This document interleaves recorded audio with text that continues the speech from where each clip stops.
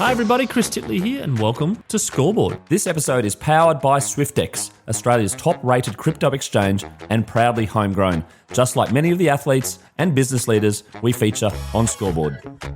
Hi, it's Chris Titley here, and on today's episode of Scoreboard, the podcast, I'm joined by Jack Riewoldt. Jack, thank you so much for being part of this series.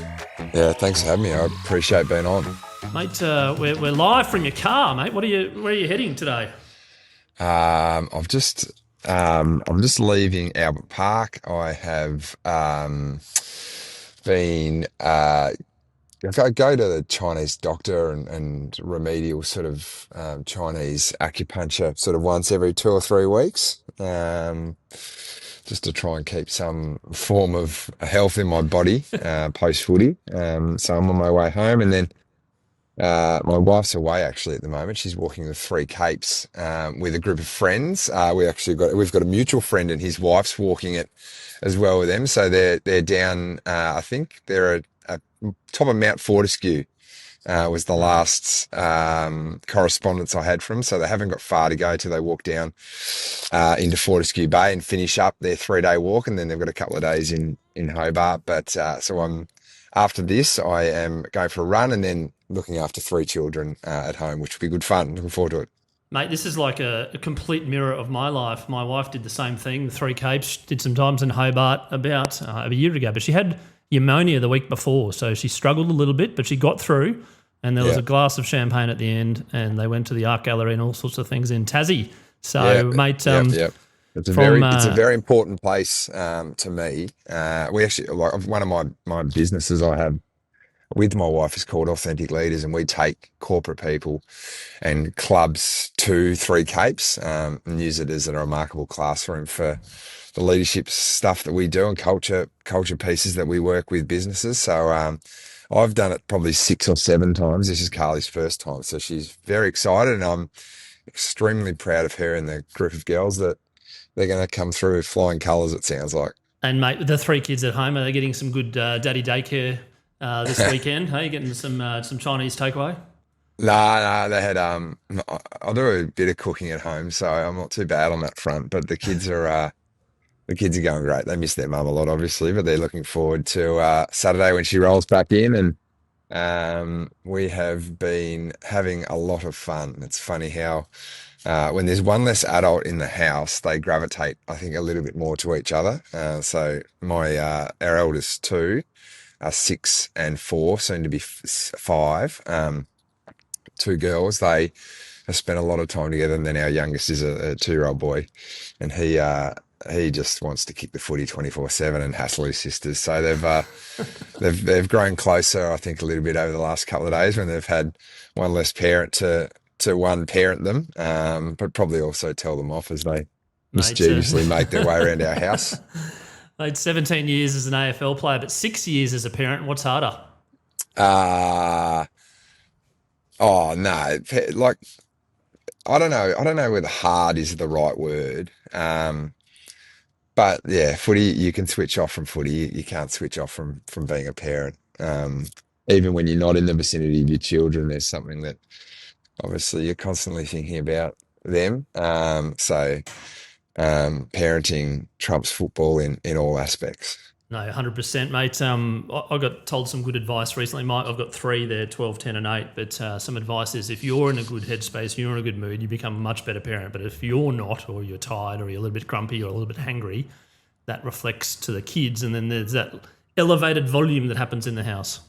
Yeah, it's funny. I've sort of adjusting to, I say, normal life or life outside of footy has been quite an interesting ride for myself. Because I'm fairly well set up in terms of stuff that I have going for me off the field and or post football.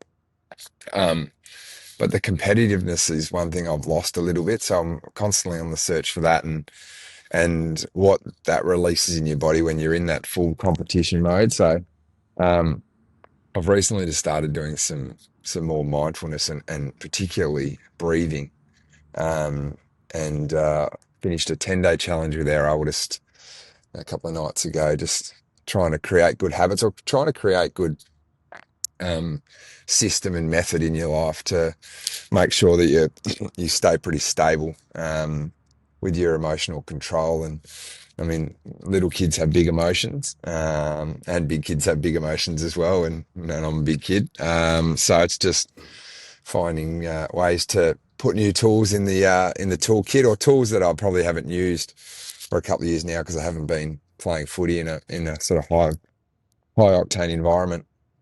Couple of things on that. The breathing methodology. Do you do the box breathing? Do you kind of hold it in, or do you do a big long deep breath? No, I just try and do a few little things. Box breathing is obviously a good one, but one of our facilitators at Authentic Leaders is a girl called Megan Waters, and she's around the sort of similar age to me, but she's been fantastic. It's like when I was sort of thinking about, it, I'm actually going to give this a crack, and just text Megs in. She has a really cool podcast too around breathing, called Rushing Slowly, and yeah, she put me onto an app, and it's called Inside Timer actually, for anyone who's listening that wants to delve into the world of that. And it's been great. There's stuff in there for a whole range of different things. Like one thing I really love is manifesting. And like I probably manifested before I even knew what the word manifesting was. I remember I had a conversation with a performance coach, a mindset performance coach, a lady called Emma Murray, who spoke to me and just said, like, there's this, I just had an innate ability to make stuff happen, and believing in that as well, made things happen more. And I didn't even know what manifesting was at that point. So I always believe it will be right, no matter what I get myself into. Um, and things will work out. And for the back part of my career, that's sort of probably what I told myself more than anything else, is that you're here now and you'll be okay. Have you always been a sort of a natural optimist in life? I think I always see the best in things.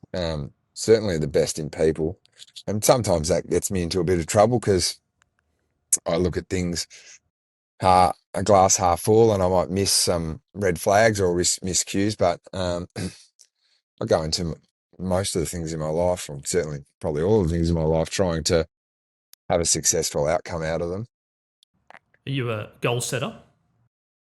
Not really. Nah, no. I never really set goals too much. I think internally, like there's stuff that you want to tick off. Um, I like one of my favorite sayings. And I don't know how PG this podcast is, so you might be able to bleep one of the words out of here. Is I like to chew, to bite off more than you can chew and chew like fuck.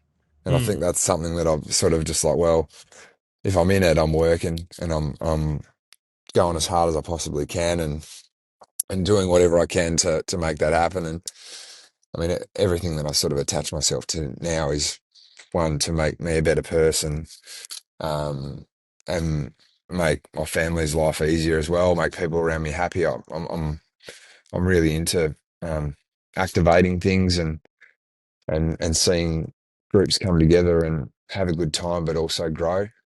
You talked about mindfulness before in regards to that. Is it something which you pay a bit more attention to now? Like you smell the wine, the coffee, you're grateful for you sort of express it a bit more. Is that something that you do in your mindfulness, or is it a bit more deeper than that, like meditation, etc.?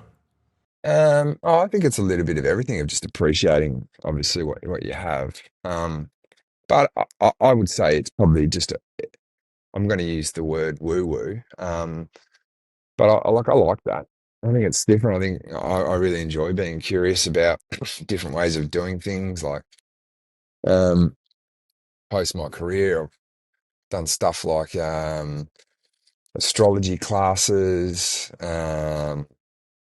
different types of healing, different ways of thinking of things. There's such a big world out there that um, I like exploring, and I think my wife has opened my eyes up to that a lot more as well. Just being really curious. I probably reckon COVID taught people a little bit about just asking questions and being really curious about themselves, especially health, and mental health. So um, yeah, I like trying different things, and seeing if they are the right thing for me and exploring what I need to do as I grow up, I suppose, and get a little bit older and open my eyes up a little bit more, because the footy world can be a bit consuming sometimes with that sort of stuff. And you're under a microscope constantly, and you're in a club that has a certain set of, well, I suppose, particularly regulations and whatnot, and profile and all a whole range of different things that everyone sort of marches to the same drum. And yeah, the world, I think, is growing at a fast rate, and people are starting to explore themselves differently. No, absolutely. I'm curious to know around your relationship with footy over the course of like in terms of from when you first started out and the passion, the drive to where you are now, still heavily involved, but has that relationship changed over time? Yeah, it's funny. Like, sort of got to the end of my career, and maybe I could have played one more year, or maybe I couldn't have. We'll never know. But um, people ask you, like, when do you know that you want to retire? And I mean, I was one of the very fortunate ones. Like, as you mentioned off the top, I played 17 years of footy. I was very, very lucky to have done that at one club, which I'm extremely proud of. Um, but in the end, I got to the end of my career, and I just love stuff more than I loved footy. Now, that's not to say that I don't love footy and don't still love footy. I have a different appreciation and love for footy now. Is that um, I work in a commentary role, and do some stuff for the ground up for Tassie as well, which is coming through, and still an extremely passionate Richmond person. Um, but I just love other stuff more than I love footy. Like, I wanted to spend more time with my kids. I wanted to go and explore the wide world. I wanted to get more involved in my business. Um, I wanted to start a new business, and those opportunities have arisen since I've retired. So yeah, there's plenty more that fill my cup up than just footy now these days. But when it comes to identity, someone recognises you at a cafe, or they know your footy, they're footy. Does that wear you down a little bit, or is it in terms of your identity, is it shifting a little bit? Nah, not really. It doesn't wear me down. It's all part of the job, and I think that's something that a lot of players have probably got to come to realise, is that you paid a lot of money. Like I moved from Hobart when I was 17.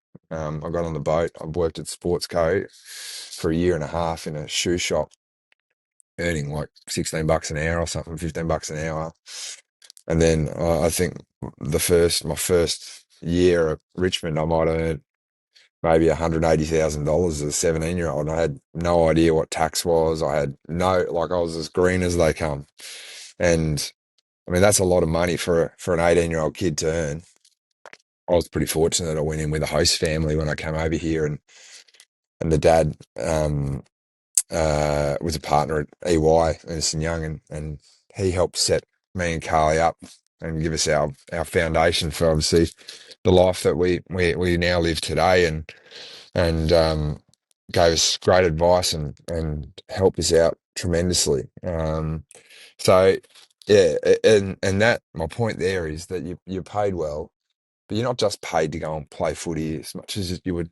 Some athletes would like to think that's what they are. There's a whole package with it, and a part of the social part of it, and the every day of the street is a part of that, and that doesn't just get turned off as soon as you retire. It's still there, and once you have children as well, there's a greater realization that that I was some kid's hero. It sounds weird saying it, but my kids have got their heroes outside of, obviously, myself and Carly, is that they've got people they love, whether they be cartoon characters or other sports people or people in the public eye or other family members. Is that it's a very important piece to remember that you could be someone's hero and have no idea about it. So to treat them well, and they may only ever get one chance to meet their hero. Mate, the autographs were probably pretty prominent back in '06. Not so much the selfies. How do you deal with the changing landscape of fame? You just got to smile. You don't want to be the person that's had a photo and had a frown and, hey, I've done it. But then I look back on that and you get a bit embarrassed about the fact that why was I frowning in that photo? Why was I being shitty? It's half a second of a part of your day that may make someone else's day or may make someone else's week or whatever. So um, it's okay to smile. Mate, you talked about leadership and your involvement in a leadership group. Have you always been curious about leadership, and when did that sort of come about on the footy field? Yeah, funnily enough, I think I've always been a bit of a natural leader because I've always been quite a loud person and I'll say opinionated, which I think's like come from a level of confidence and a level of ego. Um, but I battled with it early, no, sort of mid years at Richmond, where I was in the leadership group and I was probably in it because I was a good player. And I had a really good footy brain and because I was able to talk, I could sort of talk my way through things. Then I came out of it and had a really bad relationship with leadership. And then I found my way back in 2017. I think probably one of the most important things that ever happened to me. And this is what happens. I've been so fortunate that I've known my wife now for 20 years. Is that she's got a master's in organisational leadership. So she sees corporate, but she also saw footy through the lens of me. And it came to this point where she had a friend who was very well versed in a program tool called CliftonStrengths. It's by a Gallup organisation, and it looks at human beings um, under the lens of what they can do rather than what they can't do. So through a real strengths-based lens. And I did this at the end of 2016. I was outside of the leadership group.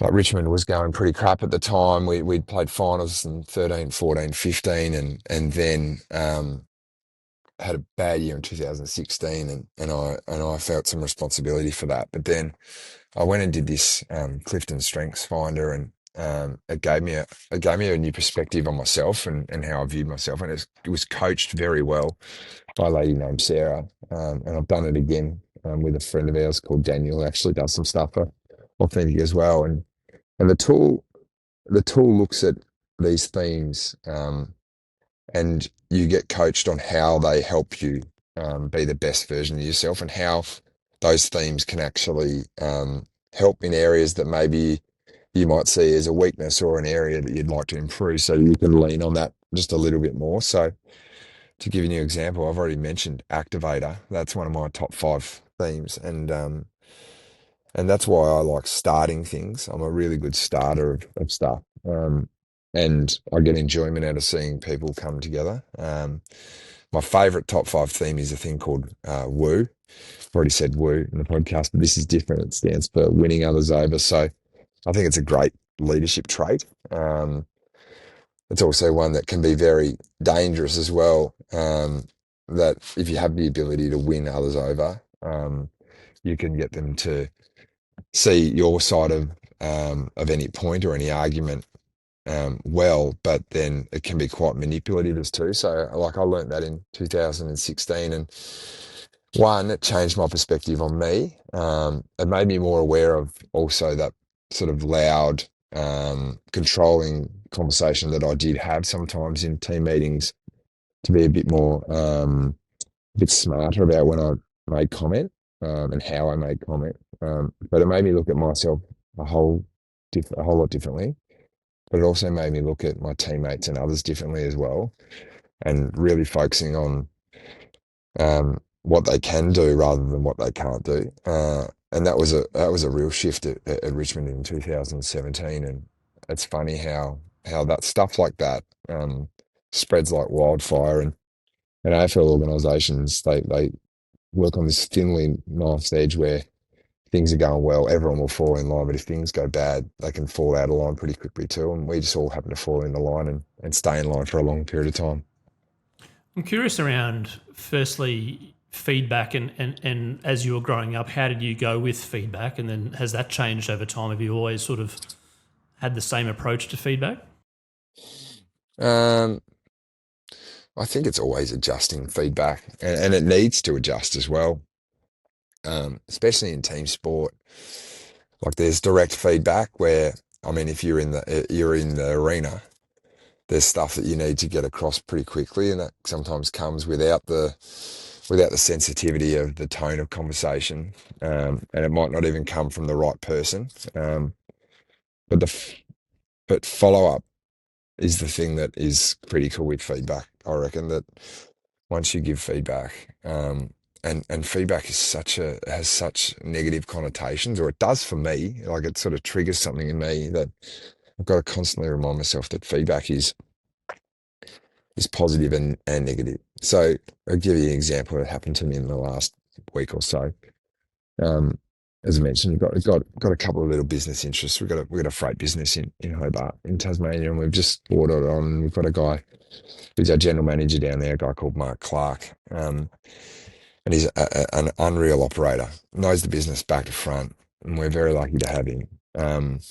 And we have a client over here in Melbourne who has just assigned us a really tricky part of their work that they want done. And Mark's been phenomenal. And I actually asked the business for some feedback on Mark, and they were glowing of him. Now that's the important feedback that you need to give to people to reinstill behaviours that they're doing. Going, hey, you're doing a bloody great job, mate. And these people here are absolutely loving it. And that feedback there, well, you hope if you receive something like that, makes you walk a little bit taller, but also places value in the job that you're doing. The other type of feedback is obviously critiquing. And I say critique rather than being critical, because I think it's really important that you're critiquing what's happened rather than being, well, you did this bad. It's like, well, critique, this is what I would have liked to have happened. Here's how we can do it better next time. So actually coming with that follow-up conversation. So there's a whole range of different things. You just got to be smart. You got to know the environment you're in. If you're in a team, figure out the best person to deliver the best feedback, to deliver the feedback in the best way for whoever you want to deliver the feedback to. Use your resources. Always disarm the conversation and follow up and support. That's what great leaders do. You mentioned the word team there before. AFL is a very skillful game at an individual level, but then there was also the role within the team. How did you go those early years in Richmond in regards to knowing your role and knowing other people's roles within the team? And then obviously something happened, you mentioned around 16 into 17, that maybe everyone started to know their role a little bit more. Yeah, I think the biggest thing that happened at Richmond was we had like the AFL is such a copycat industry that you see the best and you go, well, let's copy the best. But as much as the demographic is young males from 18 to 35, is that you still have a whole range of different strengths and resources in each group. So a game plan that works for team A is not going to particularly work for team B. Yes, it might be a great game plan, but do you have the cattle to actually do that? And I reckon what we did, and it's absolute, it's a masterstroke by our senior coach, Damien Harwick, who at the time in start of 2017 had his back against the wall. Like his job was on the line. We'd lost the first 5 or 6 in 2000, or been lowly in the start of 2017. I doubt he would have seen the year out. But he went back and said, what have we got? And we were a really quick side, so he developed a game plan alongside the players and the assistant coaches. So this theory of ownership of the direction and the buy-in that you get once you open the door to people collaborating with you, developed the masterstroke of a game plan that suited what we had and the cattle that we had, and we changed the game forever. And then what happens in a copycat industry is that people saw us do that, and then they wanted to play like us, and it actually did suit a couple of sides, and certain areas of our game plan suited certain teams. But I think our group is extremely proud of the fact that we reinvented the game a little bit off the back of 2017, when we were in a really tricky position with our backs against the wall after a whole range of shit didn't go right for us, and we fought our way out, and we were successful in 2017, and I mean, still to this day, I'm extremely proud that I was part of that group that did that. every year September comes around, do you still feel it? Do you feel it more now? And as you get older, the proudness gets higher? Oh, you do. Like September's fantastic in Melbourne, and around the country, obviously with the national game. But grand final weeks here is brilliant. There's so much stuff that happens, and I mean the naturally it's a bit like your birthday. I think the text messages between the groups were, or the WhatsApps between the groups all start to fire back up again, and you reminisce, and old footage is played on TV, and the anticipation that someone else will join that, some other team will join that group of winners. But yeah, it brings back great memories. And then to go to, I mean, I've been to the last few grand finals, and it's one of the great spectacles of all time. And sometimes you get a little bit jealous that you're not back out there, but that's the reality of professional sport, is that it comes to an end for you, everyone, really. Yeah. Mate, and you're involved in a club that hasn't got off the ground yet, but is progressing very, very fast. How do you go about building a club from scratch? Your input of what you've learned at Richmond, and the goals, I suppose, and the vision for the Tassie Devils. It's a really great question. So one of my first tasks, sort of 2 years ago, was smack bang nearly 2 years ago, was to discover the fabric, we were calling it. It's the DNA of the state. And I think it's been a really interesting build for Tasmania. It's been one where we've built it from the bottom up, because what's the point of difference, or what's the actual keystone to building a club from scratch? Very different to the Gold Coast Suns and the GWS Giants, the most recent teams that have come into the AFL, is that they didn't have the history that Tasmania has. Nor probably the passion originally for the game too, considering Tasmania is a heartland football state. So the first thing we actually did was we went and travelled around and just showed our faces as the small little group we were. Like there was probably 8 people on the board and 4 or 5 staff maybe. So we travelled around Tasmania and did sort of roadshow events / sort of sportsman's nights, but sort of flipped them on their head a little bit and asked people to give us their great DNA Tasmanian stories. And that was great fun. And I think even the fact that we started on the west coast of Tassie in a place called Queenstown, which is a gravel football ground, probably the hardest place to get to in Tasmania.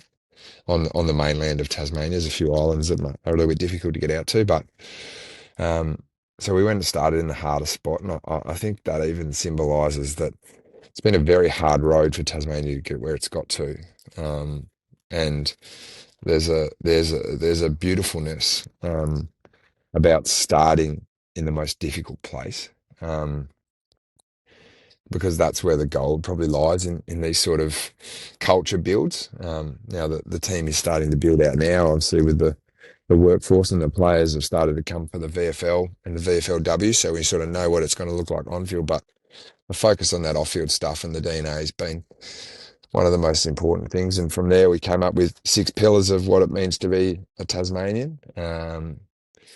And they're all built around storytelling. They're all very Tasmanianisms. And they are really the fabric of what we hope is going to be a very successful club.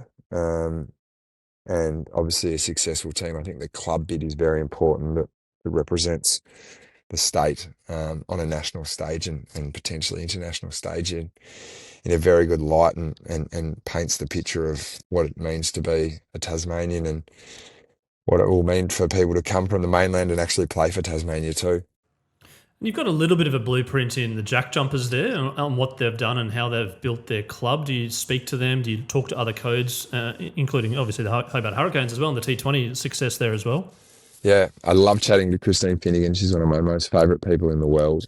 She's the CEO of the JJs. And I think Scott Roth symbolises what it means to come from outside Tasmania but be indoctrinated into being a Tasmanian by hard work, boots on the ground style of just travelling.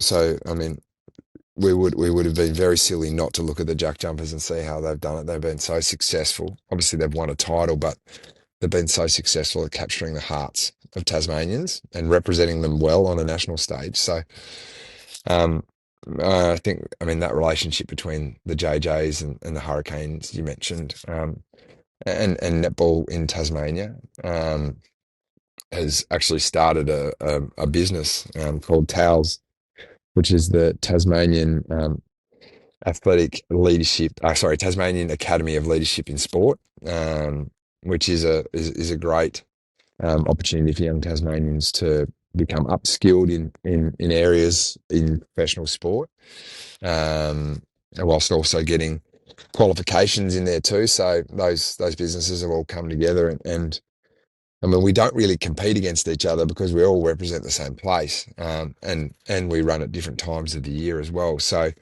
I'm sure it has happened already, but I'm sure that there will be plenty of love going back towards those other codes that have certainly helped pave the way, and been great friends of the brand, and friends of the Devils. And we celebrate their success as much as we celebrate our own success, and we'll celebrate our own success too going forward.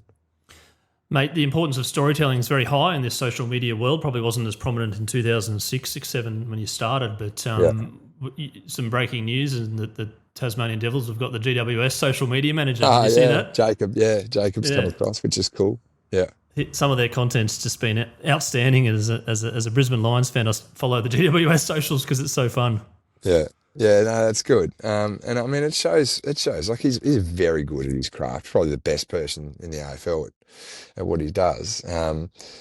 But I mean, he's got some ties back to Tassie, and I mean, there's Tasmanians littered across the AFL and AFLW that are Chris seeking to Fagan come was home. obviously as well. Yep. Chris Fagan is from Queenstown actually, and so I mean that just shows that the roles that are being made and are coming up are highly sought after, and I mean we're so excited just to get playing, and that'll be at a VFL level next year, and our men and women get to represent their state, or their new state, for some people that are coming down that aren't born in Tasmania.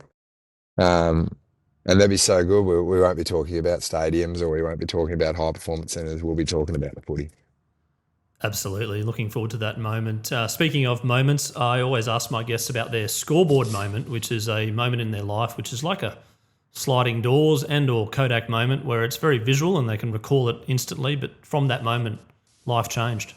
It's funny. I was going to go with the Strengths Finder because it did really change my life. But I think I'll go a bit further back. And my man was a very good footy player and played 297 games for the Clarence Footy Club out of Bellerive. And I was lucky enough to play in a senior premiership the year before, or probably 4 or 5 weeks before I got drafted to Richmond. So Dad's in the Hall of Fame of Tassie. He got drafted to St Kilda when he was 19 and never came over because he wanted to finish his uni degrees in Hobart, or in Launceston, sorry, it was at that point. But I remember sitting at our old wooden kitchen bench, and I think I'd come home from training. I might have been 15 or 16, and my old man said to me, I think you might be better than me. And it was a really, really weird moment. I hope I have that moment with Tommy at some stage, or Poppy or Hazel as well. That like I idolised my dad growing up. I remember travelling around the state when he played footy and also when he coached, and then to have that moment where he goes, I think you might be better than me. And I was like, far out, that was pretty cool. And he's right, because I was better than him. but yeah, it was a cool moment between a father and a son. Yeah. Yeah, there you go. And talking about instilling confidence and belief, like those just simple words, right? Yeah, both my parents are PE teachers, so I think there's a level of belief that comes with team sport, and they both played team sport. So that's a really good I think it's a really good example of just how like environment can create confidence and create belief, and especially as a parent as well. Like what you are telling the story of the world to your child, and guiding them, and I mean, nothing ever goes to plan, but that's what story you tell them. 100%. Speaking of stories and moments, I always ask our guests about their favourite all-time sporting moment, and I preface this that it doesn't include yourself. I'm curious to know, Jack, what's your favourite all-time sporting moment that you can watch 1,000 times? So when I grew up, so I only started playing footy when I was 13, and I've got two younger brothers, and we loved soccer. Like, um, you speak about heroes. Les Murray on a Monday night on SBS at 7:30 was an absolute hero to us because we'd have the EPL highlights for an hour. We were huge Leeds supporters growing up, and Leeds had such a great tradition of Australians. You think Harry Kewell, Mark Viduka, Mark Schwarzer played at Leeds as well. So we loved soccer. And I think the moment that I'll never forget is when Australia made it back to the World Cup. And Tim Cahill was at his peak of his powers, Lucas Neal, like just those sitting up with my two younger brothers, like getting the cutout from the Mercury, um, playing, like learning all the capital cities of the countries that were in the World Cup that year from the cutout, and just being fully immersed in the World Cup. Like I remember the Nike ads about Yogo Bonito and the history of football, sitting up heckling the Socceroos, and all that sort of stuff. Is just I think it's one of Australia's great sporting moments, and certainly for an avid soccer fan growing up, it was one that I'll never forget. Mate, etched into my memory is being at a pub and watching John Aloisi kick that goal, run half the field with his shirt off. Yeah, and 4 years before that, we'd been absolutely jibbed by it was I'm just trying to think, Uruguay, when they slow played us in the game away, and we got snuffed out. But no, it was awesome. I think it's amazing how some of those great Australian sporting moments bring people together. And I suppose, like, you might ask this of a Richmond supporter, is that 2017 probably did that for a lot of Richmond supporters as well, who had suffered a lot of premiership drought. No, for sure, and Brisbane supporters recently as well. Just on that World Cup, do you remember that game against Croatia, the 2-2 draw that got us through with, I think there was 2 red cards, there was like missed goals, hit posts. It was just unbelievable. Yeah, I remember everything. I used to love Tim Cahill running to the corner flag and his celebrations, and I mean it was it's funny how those little moments get etched in your mind. Absolutely. I reckon Croatia got an early one too, and it was like, I think it might have been the second minute, or it might have been a goalkeeper blunder. I can't remember. But anyway. Now, obviously, sponsors are very important to the Tasmanian Devils, but sponsors are also very important to Scoreboard here. And we've got a couple of sponsors, but our first sponsor is SwiftX, which is Australia's most trusted cryptocurrency exchange with 1.2 million users in Australia and New Zealand. As part of their sponsorship, we do a little segment called The Bucket List, which is powered by SwiftX as part of their campaign, Where Can Crypto Take You? Jack Riewoldt, I'm curious to know what your bucket list sporting event is live that you'd love to attend that you haven't attended thus far. Yeah, like if you'd probably asked me 10 years ago, I would have said the Masters. But there's some, like, there's weird ones. Like I would love to go I would love to do the Tour de France. I like bike riding. And I'm friends with Richie Port, and love riding with him when I'm home, and I've been lucky enough to. I actually rode from one end of Tassie to the other end with Richie in a day, 300 k's, and he dragged my sorry ass along for 300 k's. But like there's this thing called the Berkeley's Marathon, in either North or South Carolina. Can't remember. There's a great doco on YouTube about it. And it's this quirky marathon that there's a 20-mile course, and everyone runs. There's only sort of 60 or 70 competitors, and everyone runs it one way. And they get to this paddle gate, then they fuel up, and they all run it back the other way, and then they do that 4 times. And then when you come in, the first person back for their 5th lap, and mind you, this takes nearly a day and a half. For their 5th lap, the first person back gets to decide which way they're going to run. And then from there, you've got to alternate. The next person has to run the opposite way. But it's quirky because the guy that set it up as this sort of fun event, ultra marathon running, but he doesn't charge a lot of money to get in. It might be $30 or $40 US. But it'll be a quirky item. Like it'll be short of a t-shirts. So he'll charge everyone $40 and a white t-shirt to enter. So I just think, and I don't even know whether I'd want to go and compete in it, but I'd love to go and just see people just like put themselves like in the locker. Like, I just think that stuff's cool. I'd love to do a marathon. I just watched the Melbourne Marathon over here, and I just had the bug for it. I was like, this is awesome. Like 5,000 people running together, just pavement, just hitting the pavement. Like, it's so cool, that sort of stuff. So there's a couple. Mate, you mentioned cycling there. You mentioned running there. If you add in swimming, that'd be a triathlon. A little birdie has told me that you've competed in some triathlons as a cyclist. I haven't competed in triathlon. I'm doing it. Well, I might when this comes out, but I'm doing it. Doing the Noosa Tri. I'm doing the maybe the future triathlon. A little birdie told me. Maybe my mail's wrong from Vaughan. Yeah. I did a Weet-Bix Tri at 7 Mile Beach when I might have been 6 or 7. But right. No, I'm doing the Noosa Tri with a couple of mates and a friend of ours.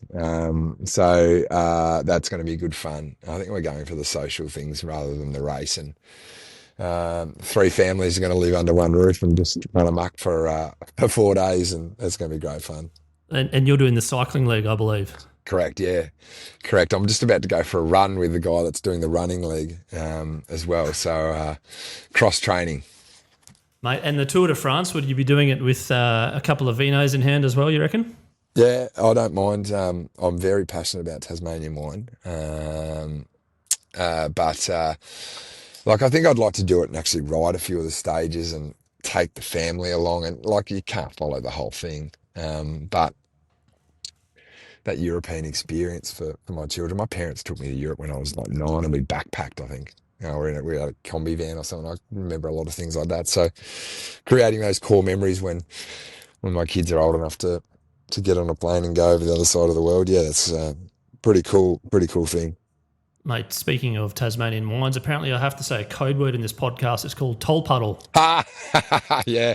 Well, I've spoken about the girls that are down in Tassie at the moment, is that they are going to toll puddle tomorrow, which did win White Wine of the Year, Halliday Wines, I think, only a few weeks ago. So everything that comes out of Tasmania is premium quality. And Jack, we've also got a sponsor in Pocket Smith for the Do You Budget section. Pocket Smith is the personal finance app for the household CFO, the one keeping the budget in check, paying the bills and kicking big goals.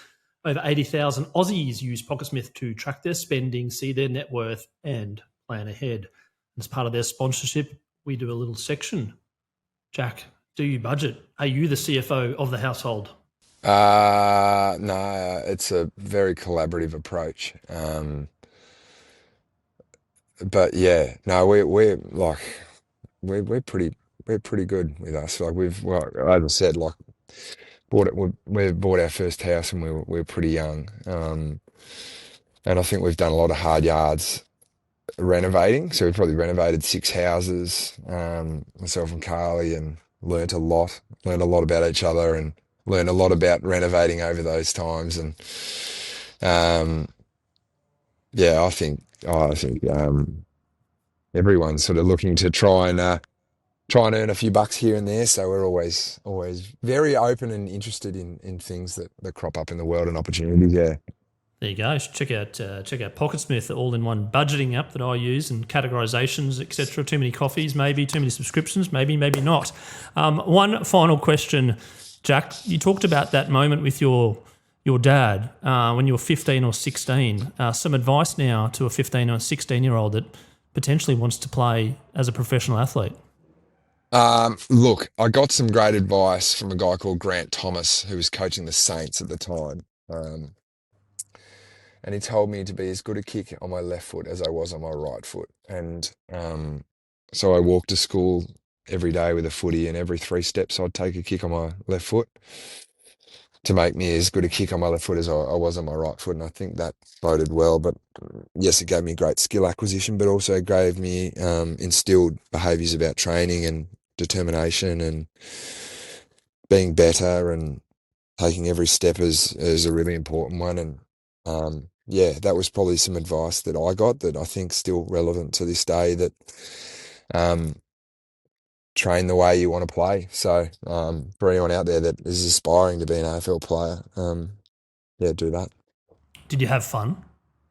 I loved having fun. I was yeah, footy was a very fun job. And one that I was very lucky to do for a long period of time. Some bits weren't fun, but some bits were. I hated running, which sounds moronic now. Now you're about to go out for a run. But I've started liking running now, because you're allowed to stop whenever you want when there's no one watching. Yeah, so but the whole ball and gamut of footy rolled into one was an extraordinary experience, and one that had so many life-changing moments for me and my family, and for people that I might never meet that were Richmond supporters or whatnot. And I'm very grateful that I got to live that journey. Jack Riewoldt, thank you so much for being on Scoreboard, the podcast today, to share your journey, the ups and downs, and also the priorities in family now and moving forward with. I wish you all the best with your businesses. I wish you all the best with the upcoming Noosa Try and the cycling leg. And also your business out in Tassie, which we'll give a plug for. Awesome, really appreciate having the chat, and look forward to catching up and supporting where I can. Yeah, appreciate it. Thanks very much.